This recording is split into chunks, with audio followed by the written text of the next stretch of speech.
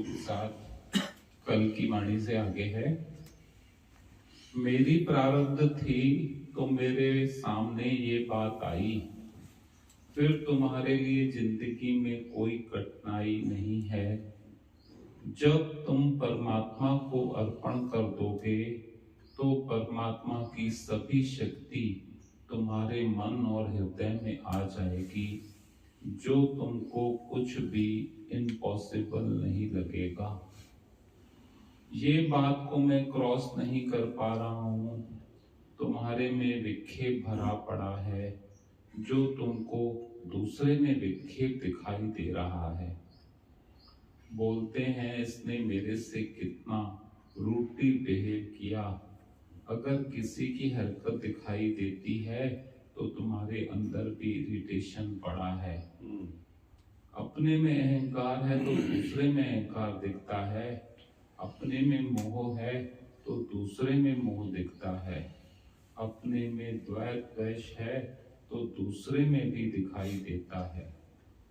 जब तुम्हारे अंदर खाली प्यार की भावना होगी तो दूसरे का जो कठोर व्यवहार है वो तुमको दिखाई नहीं देगा, असर नहीं करेगा। निस्वार्थ होना बहुत जरूरी है। निस्वार्थता को एक्सप्लेन बता नहीं सकते हैं, वो तो समझने वाली बात है। एक पति को एक पत्नी को खुद ही जानना है कि वे अपने बच्चों के लिए, अपनी फैमिली के लिए, अपने पड़ोसी के लिए कितना निस्वार्थ हैं।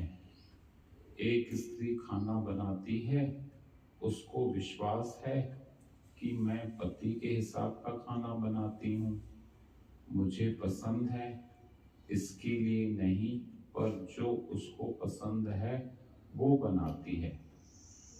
उसके लिए नुकसानदायक है तो नहीं बनाएगी, पर अगर हमारे आलस की बात है तो आलस छोड़ के प्यार से बनाना चाहिए। एक स्त्री बोलती थी, मेरा पति बोलता है घर में पर्दे लगाओ पर्दे लगाओ। वो बोलती थी हाँ लगाऊंगी लगाऊंगी, तो उसका पति अचानक शांत हो गया। तो उसको याद आता था कि मैंने उसकी इच्छा पूरी क्यों नहीं की। समझो एक को ऐसी अच्छी लगती है, एक को नहीं लगती है, तो ज्ञानी क्या करेगा? अपने को मारेगा ना। आखिर तो ज्ञानी को ही निस्वार्थ होना पड़ता है। ज्ञानी किसी से बहस नहीं करता है, चुप करके सह जाता है। हर कर्म में अपना सुख नहीं हो तो वो ही जल्दी ब्रह्म को प्राप्त कर सकता है, वो ही निराकार के नजदीक पहुंच सकता है। निस्वार्थ बनने से दुआएं कितनी मिलती है ये मनुष्य समझ नहीं पाता है। अगर वो निस्वार्थ सेवा करता है तो ऑटोमेटिक उसको सबकी दुआ मिलती है। स्वार्थ से कर्म करता है तो उसको मालूम पड़ जाता है। अज्ञानी को भी पता चलता है कि ये स्वार्थ से कर रहा है या निस्वार्थ से। हम निष्काम कितने हैं, सब हमारी फोटो निकाल लेते हैं। दूसरे को आभास आता है कि ये इंसान धरती है पर इसकी हस्ती नहीं है, ये कुछ देखेगा नहीं, ये कुछ बोलेगा नहीं। निस्वार्थ वाले का कोई शब्द नहीं निकलेगा, उसको अपनी इच्छा भी नहीं होगी तो वो कैसे बोलेगा। और अगर थोड़ा भी स्वार्थ होगा तो बोल देगा कि ऐसे नहीं, ऐसे, ऐसे नहीं, ऐसे। तुम आए नहीं, तुमने हेल्प नहीं किया, मैं अकेला था, तुमने साथ नहीं दिया। एक लेडी आगरा से बॉम्बे ऑपरेशन कराने आई, साथ में किसी को लाई नहीं। हॉस्पिटल में एक नौकर को बोली, तुम दवा लाओ, मैं 100 रुपया देती हूँ। अकेले ही ऑपरेशन करा के चली गई। फिर याद भी नहीं होना चाहिए कि मेरे पास कोई आया नहीं, मैंने अकेले सब कुछ किया। निष्काम होकर फिर याद भी नहीं करना चाहिए, मन में रखना नहीं चाहिए। इससे अच्छा किसी को बोल दो या तो फिर कर्म नहीं बनाओ, मन में जमा नहीं करो। जो उम्मीद रखते हैं वो ही जन्म मरण का कारण बन जाता है, क्योंकि वो अनकॉन्शियस में पड़ा रहता है, ब्रह्म छूट जाता है। इसी को तो गीता बोलती है कि अर्जुन निष्काम होके रहो, कर्म करो पर फल की इच्छा नहीं चाह। तुमने कर्म किया पर उसके बदले इच्छा नहीं है कि उसके बदले उस इंसान ने क्या किया। मैंने इसके टाइम हॉस्पिटल में इतनी सेवा किया, इसने कुछ नहीं किया, देखने भी नहीं आया। घड़ी घड़ी कोई सामने बैठा रहे, अच्छा थोड़ी लगता है। हमको कोई तकलीफ हुई, हम 2 महीना हॉस्पिटल में, तो हमने भगवान को बोला, भगवान प्लीज किसी को नहीं भेजो। कोई कुछ दे के जाता था, हम बोलते थे रख के जाओ, लगता था कोई बात नहीं करे, और इत्तेफाक से हमको एकांत अच्छा लगता था, तो 1000 रुपए वाला कमरा हमको फ्री में दे दिया। उनको कोई और पेशेंट नहीं मिला, हमको अकेला ही रखा। मेरी सारी ट्रीटमेंट फ्री में हुई थी किसी के थ्रू। मुझे जनरल में नहीं रखकर मुझे अकेला कमरा दे दिया फ्री में 1 महीना। निराकार बड़ा है ना। बाजू के बेड पे कोई था नहीं, बात कौन करे। अकेले में बहुत मजा था। 2 महीना हम इतना आनंद में रहे, ऐसे नहीं लगता था कि हम हॉस्पिटल में रहे पड़े हैं, शांति में। अपने भगवान से जुड़े रहो।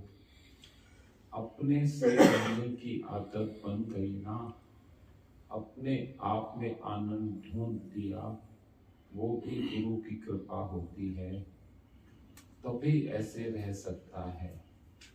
गुरु की बहुत बड़ी एनर्जी चाहिए, जो इंसान को बाहर मुख होने में मजा नहीं आए, अपने आप में इतना आनंद आए कि किसी को देखने तक की दिल नहीं होवे। नहीं तो आसान बात नहीं है। 5-6 घंटा साधना करेंगे, उसके बाद जरूर चेंज चाहिए। चेंज की दिल भी नहीं होवे, जीव से ब्रह्म बन रहे, इतनी बड़ी चेंज हो रही है ना। ब्रह्म में हवा खा रहे हैं ना। समुद्र की हवा से ब्रह्म की हवा अच्छी है ना। ब्रह्म का आकाश अच्छा है। गुरु की कृपा से ही इस आनंद का मजा समझा है। एकांत के लिए गार्डन में जाते थे तो मार पड़ती थी कि जड़ प्रकृति का मजा लेकर आई। जड़ को मजा, जड़ से मजा लेकर आई, तेरे को ब्रह्म से थोड़ी प्यार है। जड़ पौधे नदी। एक बार हम हरिद्वार गए, इतना अच्छा लगा। हरि विश्राम से निकल के किचन से निकल के गुरु के घर आते थे, तो एक दिन ऐसे ही बाहर निकल गए। बहुत आनंद आया, जैसे हृदय आनंद से भर गया। आकर भगवान को बताया कि बहुत आनंद आया, तो बोला कि आखिर तो बाहर से आनंद लेकर आई ना, अंदर तो आनंद नहीं था ना तेरे को। किसी भी मनुष्य में दोष नहीं देखो, उसकी निंदा नहीं करो। ओम। पूरी बॉडी कॉन्शियसनेस के ऊपर है, सोल कॉन्शियसनेस, बॉडी कॉन्शियसनेस के ऊपर पूरी वाणी आज की आ रही है। देखिए, हमेशा गुरु स्थान में जहाँ सत्संग होता था, हरि विश्राम में था, और अभी जब कानपुर में अग्रवाल अग्रसेन समाज में होगा तो उसमें एक व्यवस्था है कि वहीं सत्संग, वहीं रहना, वहीं खाना, सारा आनंद उसी में समाहित है। ये सारी गुरु की कृपा होती है, गुरु की एनर्जीज होती हैं जो व्याप्त होती हैं कि कोई भी परिस्थिति आती है वो आकर आक्रमण नहीं कर सकती, क्योंकि वो एनर्जीज ऐसी होती हैं जो इंटरसेप्ट कर लेती हैं, किसी भी परिस्थिति को, नेगेटिविटी आने वाली हो इंटरसेप्ट करती है।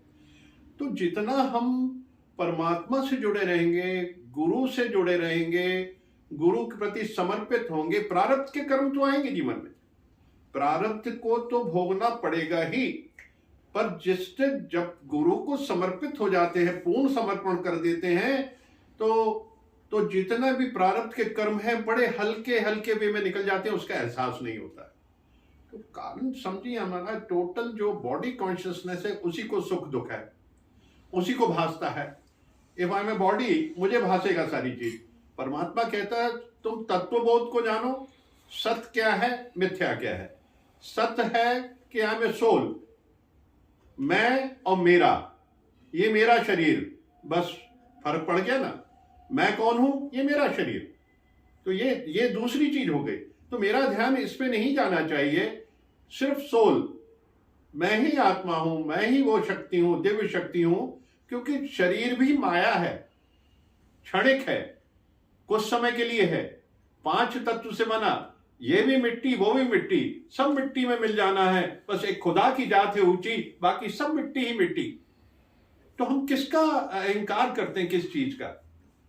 हमारा अहंकार जो है हमें माया में लेके जाता है, हम किस बात का?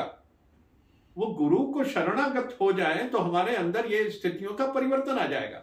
अंतर्मुखी होना, भगवान ने कितने एग्जाम्पल दिए कि कोई आता भी था, अगर वो बाहर 5 घंटे बैठ के अब वो उदास हो गया तो चलो बाहर घूमने चले, तो गुरु डांटते थे उनको कि मतलब बाहर मौज लेने गए, तेरे अंदर मौज नहीं है, तू इतना सुबह से सत्संग 5 घंटे करो तो और मस्त हो जाना चाहिए, पूरा अपने आप में गुम हो जाना चाहिए, पूरा एकांत, यानी खो जाओ अपने में, और फिर अपने से खो के फिर सीधा आनंद की स्थिति, कैवल्यम स्थिति में चला जाए जीव, तो वो ब्रह्म की स्थिति है, शून्यता की, जहां बिल्कुल शून्यता है, वो निराकार है, आकाशवत स्थिति। क्योंकि ये जो तत्व है ये आकाश तत्व है, आकाश से नजदीक पड़ता है। अगर हमारा ध्यान सिर्फ इस तरफ है तो सारी आकाशवत स्थिति, सारा का सारा ब्रह्मांड इसमें समाहित हो जाता है। तो इसका ध्यान करें, हम अपवर्ड थिंकिंग रहे, हमारी उस परमात्मा की तरह हो, क्योंकि गुण सारे हर जीव के अंदर उस परम शक्ति के हैं। जागृत करना पड़ता, पुरुषार्थ तो लगता है। बैंक का ताला, बैंक का लॉकर करना हो तो एक मैनेजर के पास चाबी होती है और एक जो उसका ओनर उसके पास होती है। तो जब तक दोनों नहीं लगती है तो वो नहीं खुलता। तो हम कहें भाग्य और पुरुषार्थ, जब तक दोनों नहीं हो गए तुम्हारी गति नहीं आएगी, मुक्ति नहीं मिलेगी।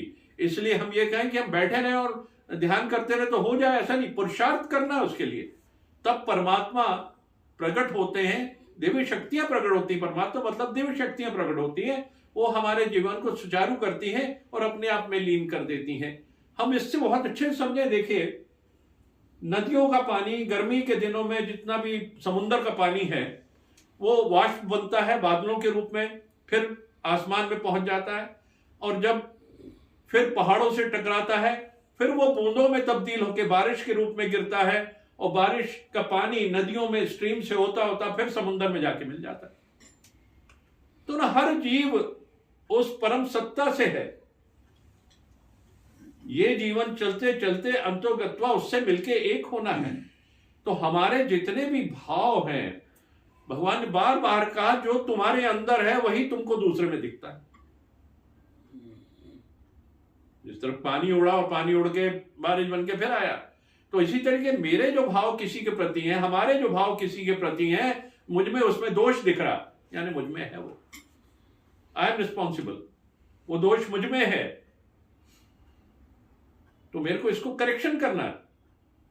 सब परमात्मा है, सब ब्रह्म है, सब भगवान है। भगवान बार बार कहते हैं, मैं कह रहा हूं सब भगवान है, तो उसको प्रैक्टिस करो। कि सब भगवान हैं, भगवान स्वरूप देखो, सबको नमस्कार करो, सबको झुको, सबके सामने मिटो। ये संसारी दौलत से जो अभाव और प्रभाव आते हैं इसको खत्म करो। ये तो टेम्परेरी चीज है, तुम्हें मैंने रखने के लिए दिया, तुम उसके मालिक हो नहीं सकते हो। तो ये जितनी टेम्परेरी चीजों को अहंकार लेके आता है, इसको भूलना है। सब क्या है कि वो परम सत्ता है, मैं हूं गुरु का, गुरु मेरा। बस इतना ध्यान रखना है तो जीवन में आनंद की स्थिति बरकरार रहेगी, हमेशा आनंद रहेगा, हमेशा आनंद रहेगा, मौज रहेगी। अपने आप को धरातल से जोड़ें, धरातल से जोड़ें, धरातल से जोड़ें। ओम।